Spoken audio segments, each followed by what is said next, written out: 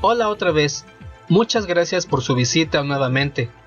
En esta oportunidad platicaremos sobre cascada de coagulación, indispensable para comprender las pruebas de laboratorio, los tiempos de coagulación. Debido a que no representa la fisiología real del sistema, no podemos hacer una introducción con hemostasia primaria así como lo hicimos en el video de modelo celular. La cascada de coagulación no es hemostasia secundaria, es coagulación in vitro. Antes de comenzar, quiero presentarles un cuadro con datos importantes sobre los factores de coagulación. En la columna de concentración plasmática tenemos los valores en microgramos por mililitro y en nanomoles por litro. Para el calcio no tenemos el valor en nanomoles, sino en miliequivalentes. Todos los datos sobre los genes que codifican para la síntesis de estos factores los obtuvimos de la página del Centro Nacional para la Información Biotecnológica. Y como dato cultural respecto al factor 6 de la coagulación tan polémico, ¿en realidad existe? La molécula sí existe.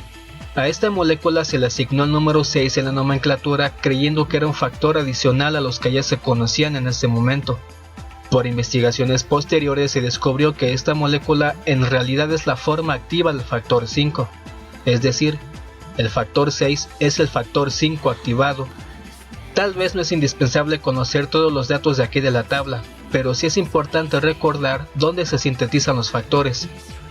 La concentración es importante para cuando hacemos cuantificación, y la vida media es indispensable para cuando aplicamos concentrados de factor coagulante para saber cada cuándo se repite la dosis. Esta es una clasificación más concreta. Cofactores simógenos dependientes de vitamina K. Y al respecto de la vitamina K platiquemos por qué es indispensable para que estos factores sean funcionales. En el hígado, los hepatocitos sintetizan un polipéptido sin requerir vitamina K. Después una carboxilasa añade un segundo grupo carboxilo. Esto hace posible que el factor se una a los fosfolípidos de membrana mediante el calcio, forme complejos y desde ahí evite la inhibición por los anticoagulantes plasmáticos. Esta carboxilasa utiliza oxígeno, dióxido de carbono y vitamina K reducida como cofactor. Al final de la reacción la vitamina K queda oxidada. Para poder utilizarse nuevamente debe reducirse. La reducción de la vitamina K es gracias a la enzima epóxido reductasa. Hace posible que la vitamina K continúe siendo disponible y la carboxilación se siga llevando a cabo. ¿Qué sucede con los anticoagulantes del tipo acenocumarol y warfarina? Estos anticoagulantes impiden la reutilización de la vitamina K al bloquear la enzima epóxido reductasa. Al final, estos factores no son funcionales y se les llama proteínas inducidas por ausencia de vitamina K. En otro video platicaremos más a detalle sobre anticoagulantes naturales y farmacéuticos.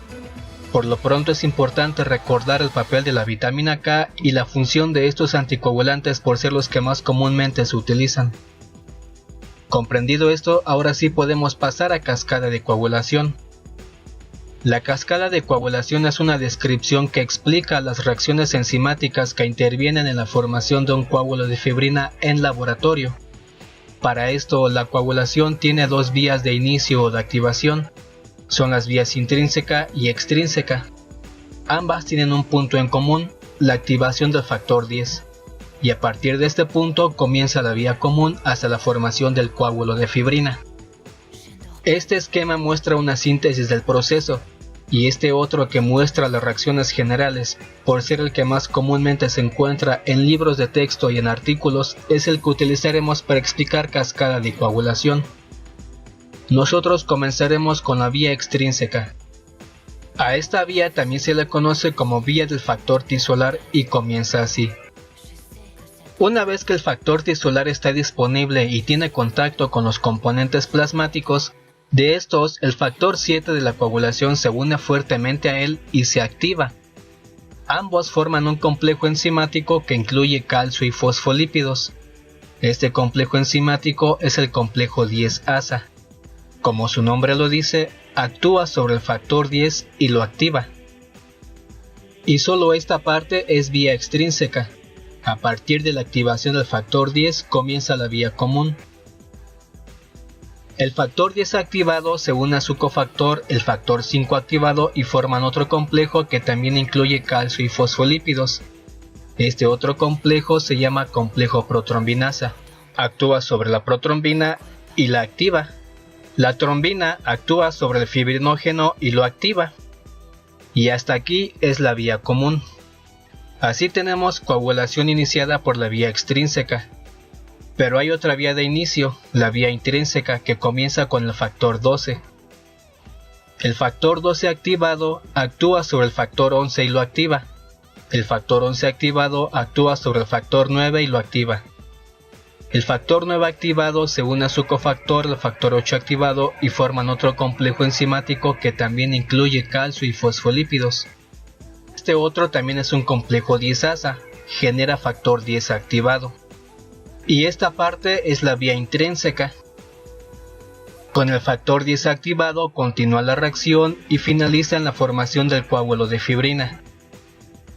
Cada vía se activa con un reactivo de laboratorio diferente. Aquí tenemos el esquema con más color y aquí con los principales sinónimos. Señalemos algunos datos que pueden aprenderse mejor al visualizarlos. Los cofactores son parte de los complejos enzimáticos. El factor tisular, el factor 8 y el factor 5 son cofactores. Estos cofactores se unen a su proteasa y estas proteasas son los dependientes de vitamina K. El factor 7, el factor 9 y el factor 10. La protrombina no forma complejo enzimático, pero también utiliza calcio y fosfolípidos. Algunas dudas frecuentes son: ¿quién activa el factor 12? ¿Quién activa los cofactores 5 y 8? ¿Y dónde están los otros factores que nos comentan en las tablas? Consideremos que, aunque actualmente se retoman algunos conceptos de la cascada de coagulación para explicar la coagulación in vivo, la totalidad de la cascada de coagulación no representa la fisiología real y solo es para el diagnóstico y el laboratorio. No es correcto explicar hemostasia secundaria con cascada de coagulación, debemos actualizarnos y considerar el modelo celular. In vivo, el factor 12 sí activa el factor 11, pero no es ni la única ni la principal función. Tiene un papel más importante en fibrinólisis, inflamación y procesos infecciosos. De la misma manera, la precalicreína y el cininógeno de alto peso molecular no tienen su principal función en la hemostasia. Para iniciar vía intrínseca utilizamos un reactivo que tiene fosfolípidos y un activador. Así activamos el factor 12 para que pueda activar al factor 11 y continuar con toda la reacción. Los cofactores 5 y 8 y el factor 13 son activados por la trombina una vez que se ha generado. Y en las primeras reacciones, cuando no hay trombina activada y no hay factores 5 ni 8, el factor 9 por sí solo puede activar al factor 10 y el factor 10 por sí solo puede generar trombina. Y este es el conocimiento que tenemos sobre la cascada de coagulación. En nuestro primer acercamiento como estudiantes puede ser complicado aprenderse tantos números y tantas reacciones. Es útil en estos casos una mnemotecnia y aquí nosotros compartimos esta. Comenzamos nuevamente por vía extrínseca. El factor 3 más el factor 7 activan al factor 10, 3 más 7, 10. Entre el factor 10 y el factor 5 activan al factor 2, 10 entre 5, 2. La protrombina se convierte en trombina y la trombina genera fibrina. 2 entre 2, 1. Para la vía intrínseca es una cuenta regresiva. 12, 11. Como el factor 10 lo ganó la vía extrínseca, lo saltamos. 9, 8. Y al final activamos el factor 10. Esto puede ser un poco útil cuando comenzamos a aprender la cascada de coagulación, después ya no será necesario. Recordemos que la cascada de coagulación es con lo que podemos interpretar las pruebas de laboratorio. El tiempo de tromboplastina parcial activada que evalúa vía intrínseca y sus factores, el tiempo de protrombina que evalúa vía extrínseca y sus factores, así como el tiempo de trombina que evalúa la formación de fibrina.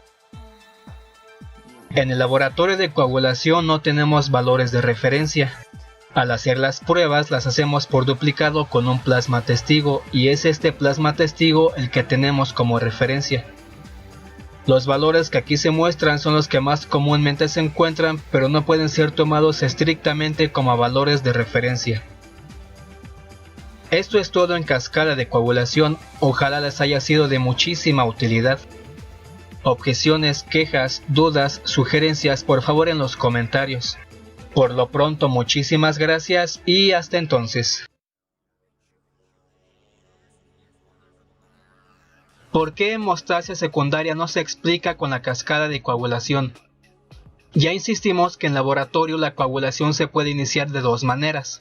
Si extrapolamos esto a la fisiología real, significaría que la sangre puede detener una hemorragia por alguna de estas dos vías, pero no es así. Ambas secuencias enzimáticas son necesarias para una coagulación exitosa.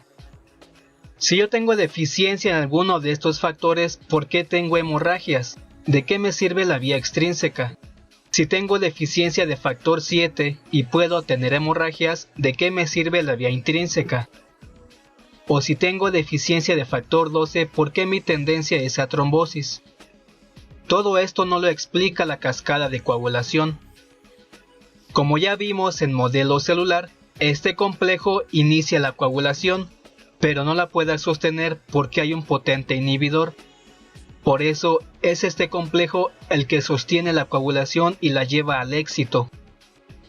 Ambas vías de la coagulación son necesarias para una hemostasia adecuada. Sin contar factor 12, todos los demás factores son necesarios, mientras que una deficiencia de factor tisular es incompatible con la vida. Por lo que las dos vías de la cascada de coagulación por separado no son suficientes.